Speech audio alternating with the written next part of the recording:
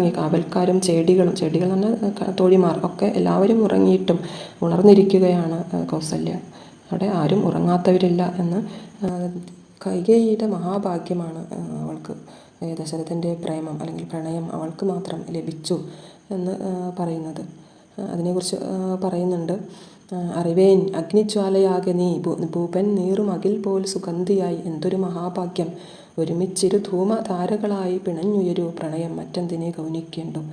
അങ്ങനെ അവരുടെ ആ ഒരു പ്രണയം, രണ്ടുപേരുടെയും ആ ഒരു പ്രണയത്തെ കൗസല്യ അവിടെ നന്നായിട്ട് അറിയുന്നുണ്ട്. തനിക്ക് ലഭിക്കാത്തതും അതുപോലെ കൈകേയിക്ക് ലഭിച്ചതും ദശരഥൻ്റെ പ്രണയമാണ് എന്നവൾ മനസ്സിലാക്കുന്നുണ്ട്.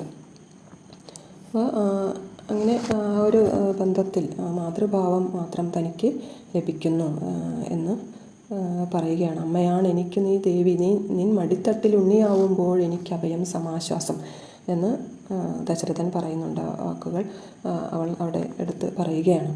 കൗസല്യ എന്ന ഒരു കഥാപാത്രത്തെ ഒരു സാധാരണ സ്ത്രീയായി കണ്ടുകൊണ്ടാണ് വിജയലക്ഷ്മി അവതരിപ്പിക്കുന്നത് എന്ന് നമുക്ക് കാണാം.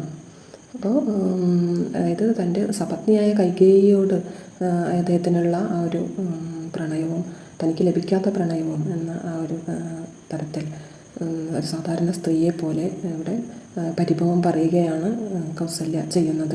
അപ്പോൾ തനിക്ക് ലഭിച്ച പട്ടമഹിഷി സ്ഥാനം, അതായത് മൂത്ത മകനായ രാമനോടുള്ള സ്നേഹം കൊണ്ടാണ് അമ്മയായ തനിക്ക് പട്ടമഹിഷി സ്ഥാനം ദശരഥൻ നൽകിയത്. യഥാർത്ഥത്തിൽ ആ അമ്മ സ്ഥാനം മാത്രമാണ് തനിക്ക് നൽകിയത്. ഒരു പത്നി എന്ന നിലയിൽ എപ്പോഴും കൈകേയി മാത്രമായിരുന്നു അദ്ദേഹത്തിൻ്റെ മനസ്സിലുണ്ടായിരുന്നത് എന്നതും ആണ് ഇവിടെ കൗസല്യ പറയുന്നത്.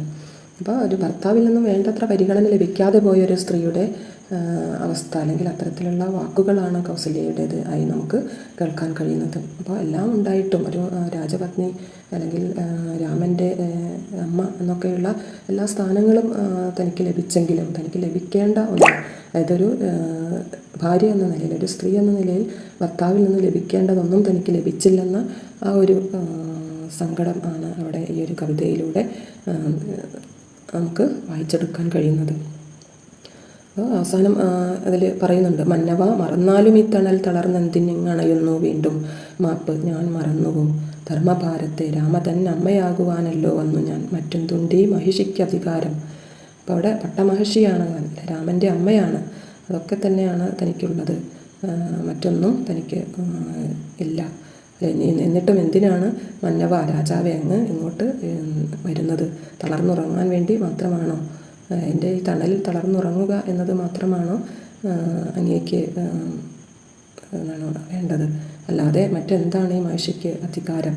അല്ലെ, മറ്റൊന്നും ഈ മഹിഷിക്ക്, പട്ടമഹിഷിക്ക് അങ്ങ് തന്നിട്ടില്ലല്ലോ. എല്ലാം അങ്ങ് കൈകേയിക്ക് ആണ് അങ്ങയുടെ പ്രണയവും സ്നേഹവും ലാളനകളും എല്ലാം നൽകുന്നത് എന്നുള്ള ഒരു പരിഭവപൂർണമായിട്ടുള്ള വാക്കുകൾ നമുക്ക് ഈ ഒരു കഥാപാത്രത്തിൽ നിന്നും, ഈ പുരാണ കഥാപാത്രത്തിൽ നിന്നും കേൾക്കാൻ കഴിയുന്നു. ഒരു വേറിട്ടൊരു വായനയാണ് ഇവിടെ നമുക്ക് കാണാൻ കഴിയുന്നത്. അപ്പോൾ നമ്മുടെ ആശാൻ്റെ ചിന്താവിഷ്ടയായ സീത, രാമായണത്തിലെ സീതയെ ആശാൻ മറ്റൊരു തരത്തിൽ കണ്ടെടുക്കുകയാണ് അവിടെ. അതേപോലെ തന്നെ ഇവിടെ ഈ കൗസല്യ എന്ന പുരാണ കഥാപാത്രത്തെ ഒരു സ്ത്രീയുടെ പക്ഷത്തു നിന്ന് കണ്ടെടുക്കുന്ന അല്ലെങ്കിൽ നമുക്ക് കാണിച്ചു തരുന്ന ഒരു കവിതയാണ് ഈ കൗസല്യ എന്ന കവിത.